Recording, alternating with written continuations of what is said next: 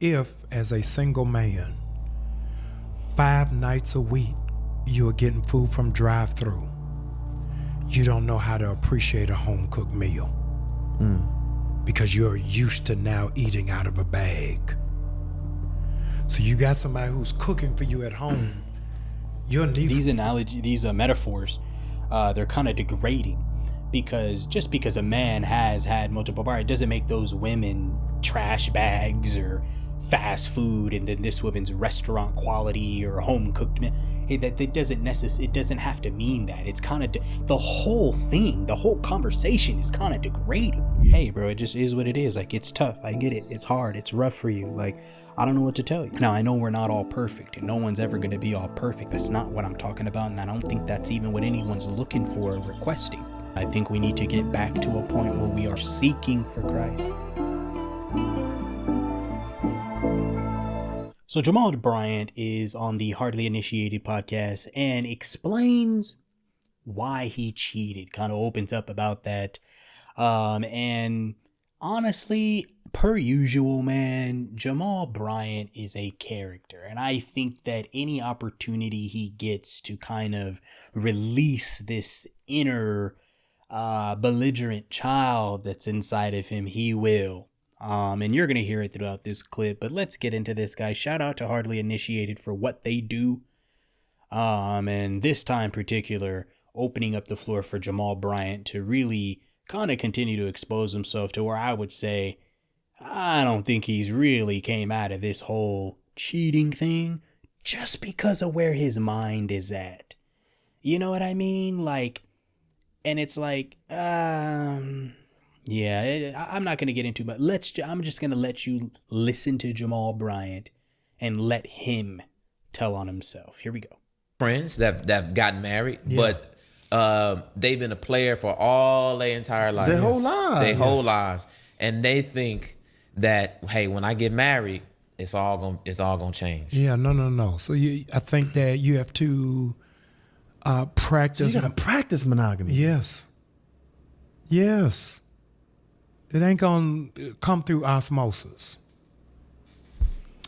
So he's asking in the beginning there, I have friends, they've been players their whole life, talking about men, and they're thinking, well, I'm gonna just be a player my whole life. When I get married, boom, it's gonna stop. And he's saying you have to practice monogamy. It's not gonna come by osmosis. To a certain degree, first, when I heard that, I'm like, bro, I don't agree with that. What do you mean practice monogamy? It's not that difficult. You know, sometimes old men, grown men, who should be grown men, thinking like grown men, be sounding like boys. Practice monogamy. Bro, 1 + 1 = 2. Do not cheat on your wife. Do not cheat on your spouse. It's as simple as that. I don't need to practice that.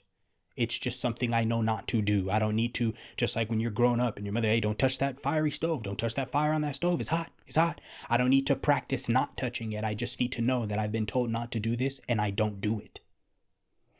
But Jamal Bryant, someone who has cheated and has a history of cheating, you know, probably more than once, obviously hasn't come to the full repentance that he needs to in that area of his life.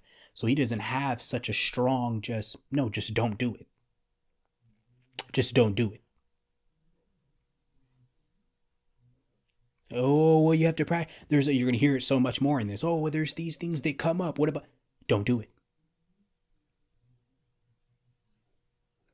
And if you can't just not do it, if it's not that, Rob, it's not that simple. If it's not that simple, then there is some internal sin we got to work out, man. There's some immaturity inside of you and some knowledge of the Bible that you just don't know. Fundamental basics. But let's hear what else they have to say. You know, that's so interesting because I don't know if that's something that I've really ever heard said that way prior, because it's like a conditioning into that lifestyle, because it's a whole mindset. It's a philosophy almost, if you will, of being able to prep yourself to now have this new value system. And even a way to tame your urges, you know, biologically of your body. So I'm not even giving out memberships to the Players Club. Let's just say, hypothetically. No, seriously, let's say hypothetically, you're dealing with 2 women in a month. Let's enlarge the tent. You're dealing with 3 women in a month. Okay. Let's say you live in Atlanta. Okay. It's 4 women in a month. Hypothetically. Right. Those numbers can go up quick. Yes. Right. Yeah. I'm not advocating for this. This is not what I'm saying. It happens, yeah. I'm saying, let's say you with 4 women in a month, and that's the regimen you on. Yeah. It's natural. That's what you do. Yeah. You But don't have how about like, even hypothetically, this sounds wrong, guys. Like, there's that part where it's like, with a man, it's like, we don't even need to think hypothetically, because this thing is so wrong that it shouldn't even be a thought. These are the thoughts that the Bible tells us that we have to take captive. We can't let them ruminate and just constantly run through our heads. You can't do that. And like I've said so many times before, Jamal Bryant, to be a pastor, a proclaimed man of God, follower of the word, there has to be a better way that he's responding in these situations. Hey guys, real quick, if you click the link in the description, it'll take you to Amazon, where you can get your own copy of my book, Matters of Life, True Stories of Pain, Forgiveness, and Resilience.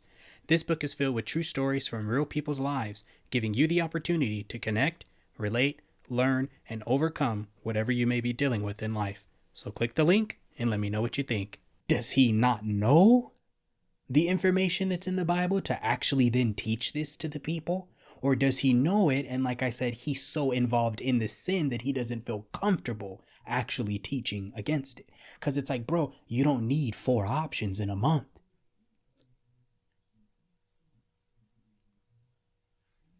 You're training yourself in sin, you're going to stay in sin. You train yourself up the right way with good things, you're not going to be indulging in bad things. guilt about it. You don't have no conscience. None of them think that you committed. You with 4 months. That 4th one, you decide, let me lock this down. You have not purged out your system of the 3. And the danger that we have is that we have compartmentalized our sexuality. Here goes that BS about compartmentalizing sexuality and all that. And excuse me, guys, but this is getting me irate. So let me just calm down just a quick second here so I keep my composure. But I'm going to come from experience here. He's gave the example of 4 women, and I say you don't need 4 options at once. I'm going to put myself on blast here. This is before I was married. My wife knows all about this. I was speaking to multiple women at the same time. Now, after this happened, for some time, I felt empty. I felt a void. I felt like something was wrong. Even though I had different selections, if you will, it still did not fulfill me. So I prayed to God and I said, God, I want a wife. See, these people, they're trying to have conversations from a standpoint of people who do want wives when they actually don't.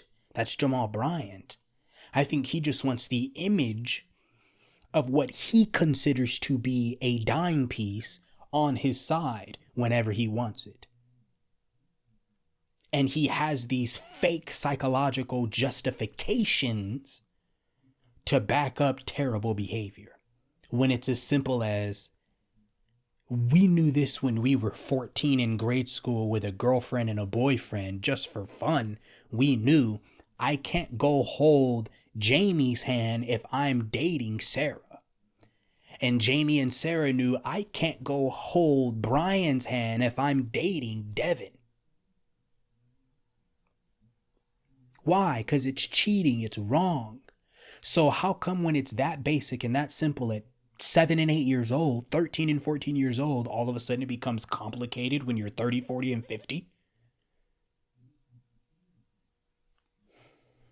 It's without intimacy. So we have so reduced the standard for ourselves that you can sleep with 4 people and feel nothing for any of them. You've gotten into sin. True. Because sin is put the easy. put that on here. Yeah. And so when we get to a dangerous place in our own ecosystem of our sexuality and Anything besides the scripture, Bible says we get turned and moved and pushed away by our own evil lust and desires. Bro, we live in 2024.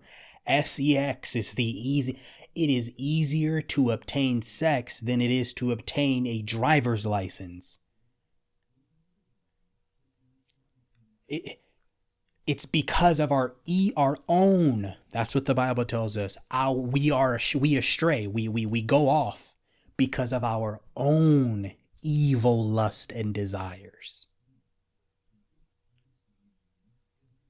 When you know that, then you say, hey, I have an evil lust and a desire, and that's what's pushing me over there. Let me change my desire to not be evil or lustful, and then it's going to push me in a different direction. I don't need to suppress an urge and all this and complexities of sexuality. Sanctity of that which is sacred. And we as men no longer value sexuality. Then our defense is, oh, they didn't mean nothing. Right. That is so true. I've been at this point. I've embraced that, and that's just what you hear. That men can have sex without It's our emotion. nature. Yeah, that is our nature. Yeah, and I think that it's a cop-out because the woman who we are intimate with can understand that you're doing the exact same thing with me, with the person who you say you don't care about. So it's different as, oh, we just went to the movie. There's no difference. I know we run off of that like, oh, men are different, women are different. People try to use that all the time. And I know that might work in the world, but it just doesn't work to me at all. The reality of it is that, yeah, women aren't going to be able to understand why you can do that because that's not how God created it. That's not how we're wired. That's the sin nature. To just go off and be using and abusing people and having your way like it's Burger freaking King. That's not the way that it's supposed to be. That's not how we are wired. In this world of sin we are, but if we come out of that and we understand to be in Christ is to be a new creature, old things have passed away, behold, all things have become brand new. We're not that way. So it's like he's using an example, trying to make men identify with something that we should not be identifying with. So yes, a woman is going to look at a man and be like, how could you do such an animalistic thing? And then most men will say, well, men are animals. It's in our innate nature. Yeah, if you want to go to hell. Oh, I just took them to Cheesecake Factory. No, they stayed at your house. They was in your shower. They wore your t-shirt. What then have you reserved sacred for me? Man, I hear it all the time. I remember we had guests come on here, Dr. Nicole and Crystal, and they made a statement. They said, you got to learn how to change your appetite. Yes. And Thank you. I think you just really brought that glue there to like The only you just common tied sense it all thing said together so far. because when I'm thinking about it, it makes sense because if your body is conditioned to even having a certain amount of meals a day, Yes. eating certain types of food, Yes. and all of a sudden you tell your body, I'm a cold turkey switch to now this type of diet, and you have not practiced that diet, you have not conditioned yourself into No, it's not that you can. There's no conditioning because the conditioning is what we're doing here by saying this conditioning. There's a process with conditioning. We can't have a process with right and wrong. Right and wrong is definitive. Get on one side or get on the other. You cannot straddle the fence. That's what conditioning is. There is a period of time in which you have time to get together. You don't have time to get it together to stop cheating on your spouse. And if you are not married or in a relationship yet, and like I said, like I wasn't married. I wasn't in a committed exclusive relationship. I was just dating multiple people at the same time back in the day. But I realized, like he said, I needed to change my appetite. And I didn't say, well, let me go and get the next girl and then she's just going to have to deal with me as I'm changing my appetite. I may eat some good things, but there's still going to be some bad things on my plate. I may be faithful sometimes, and every now and again I may slip up, but I'm conditioning. I'm in training. No, absolutely not. Some things are, some things are not. And these are one of those things where it's like, it's not. If you want to be in a committed relationship with somebody, you need to understand at the gate, before you get to the gate, before you see the person, before you even know that this person exists that you want to be with, you need to know standard. That is a no-no. Let's keep this going. He's slowly weaning in. I'm going to see your point and raise your point. If, as a single man, 5 nights a week, you are getting food from drive-through, you don't know how to appreciate a home-cooked meal because you're used to now eating out of a bag. So you got somebody who's cooking for you at home.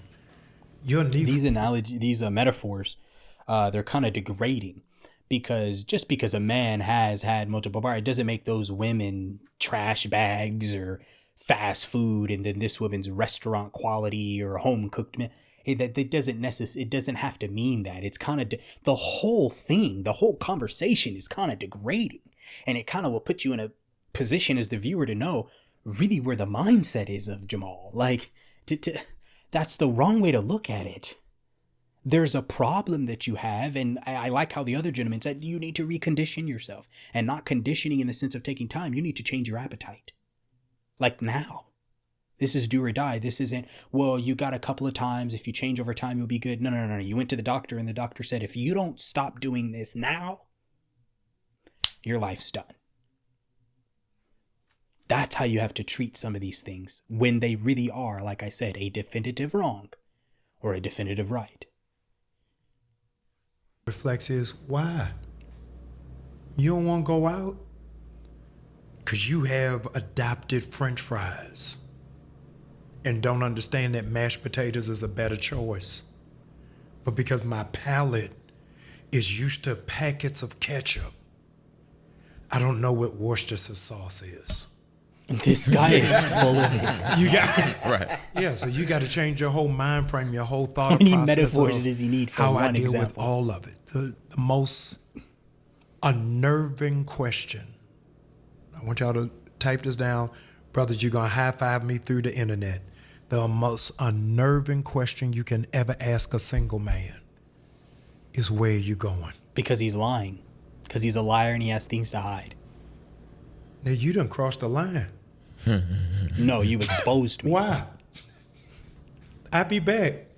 Right. Yeah, because accountability has become an inconvenience. And you Got may that not even right. been doing anything untowards, but just having to answer. Nah, you're doing offensive. things untowards because, bro, if you're just going to go get some gummy worms, no one's like, oh, I don't know. If you're going to go do something simple, I'm literally about to go put gas in the car, about to go to the car wash, about to go to my mom's house, and you're really about to do what you're actually going to do, there's no reason to lie. Lies are things you have to hold off and find all these other things to figure out a way to answer a question. When you ask someone a direct question, if they don't give you a direct answer, chances are, more times than not, they lying. Or they omitting something. Something somewhere. Something somewhere is off. Pray for Jamal Bryant, y'all. I don't know what else to say. You know, Jamal is quickly becoming a Nick Cannon for me in that realm where it just gets me a little too fired up. It just, how far off a person can be considering the position that they are claiming in their life currently. That's all I got for you guys on this one, man. Pray for Jamal Bryant. To the next one. I'm out.